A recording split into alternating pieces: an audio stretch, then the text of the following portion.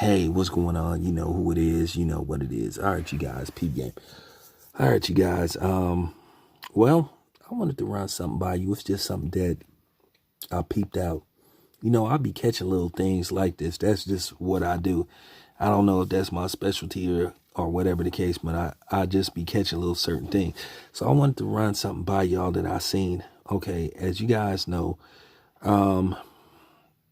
people are starting to gradually make their way back to the movies, you know, based off the success of some of the movies that have been released, Godzilla versus King Kong, Nobody, Mortal Kombat, the reboot. Then you got Jason Statham's The Wrath of Man. Then you got Spiral from the Book of Saw. Then you got Black Widow coming up.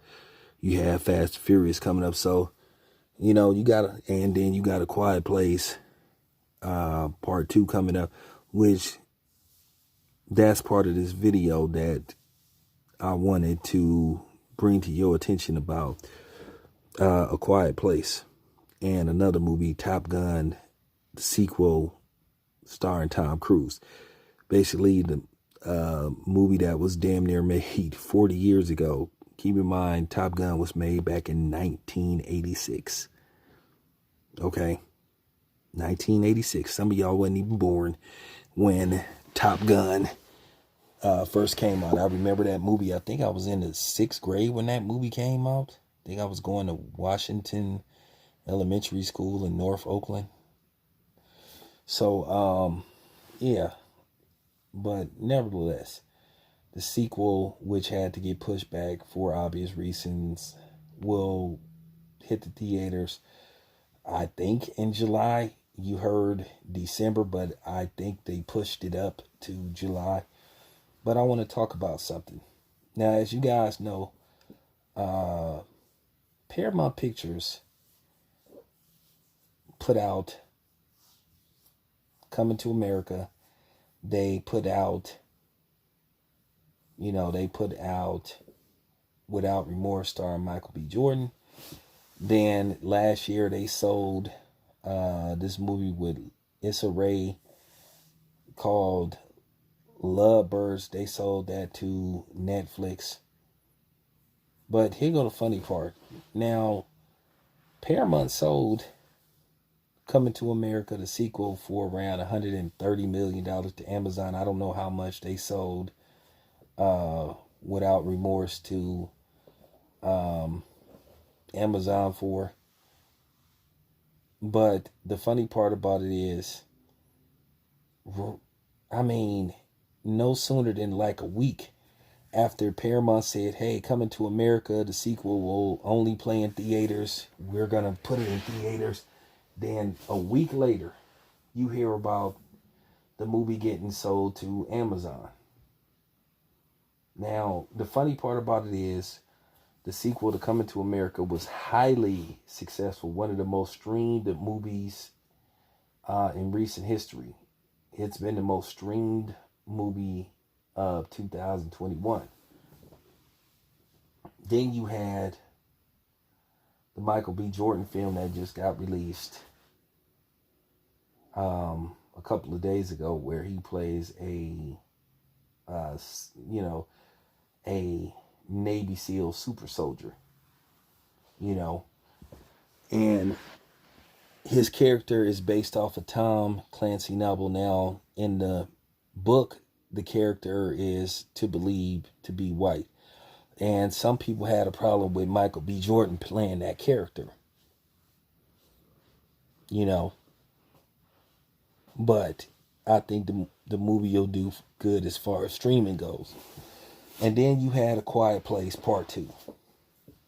That was produced by Paramount, and that movie is about to hit the theaters, I think in maybe 3 weeks, or a little less than 3 weeks. And then you have Top Gun Maverick, in which Paramount refused to sell to Amazon or Netflix. But they're going to give that a full-fledged theater run. Now, My problem with that is, why didn't you want to be patient with the sequel to Coming to America, even though I didn't care for the sequel that much? Because when I found out that the movie was going to be PG-13 from its original R-rated first film, I kind of lost interest, because I knew a PG-13 movie was going to be restricted and had limits on it. It was going to be certain things you could say, do in that movie versus what you can't do in a PG-13 movie versus the R. So I kind of didn't have an interest. But, for the people that saw it, it had mixed reviews. Some people loved it, some people didn't, because they didn't like the premise of the movie. Once again, a battle of the sexes, black man versus black woman, or a woman could do something just as good as. So it sort of tried to make a political statement, and it turned a lot of people off. I didn't like it because of just different reasons. But like I said, A Quiet Place gets released, or is getting released in a few weeks.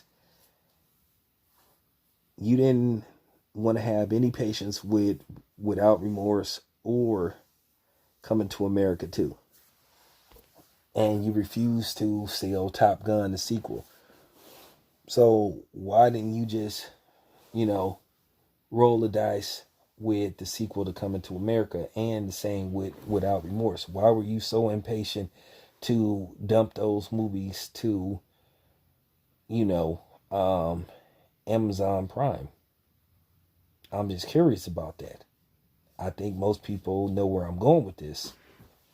I just find it strange that you had two black films that had a black person in the lead that you didn't feel was going to be successful enough to try to give it a full-fledged theater run. So it just goes to show you that Paramount didn't really believe in the sequel to Coming to America or Without Remorse, because if that's the case, they wouldn't have dumped those movies. Okay? But that's typical. That's typical of the movie industry. And that's why people like me are always suspicious of the movie industry and its, subliminal and introvert, borderline racism.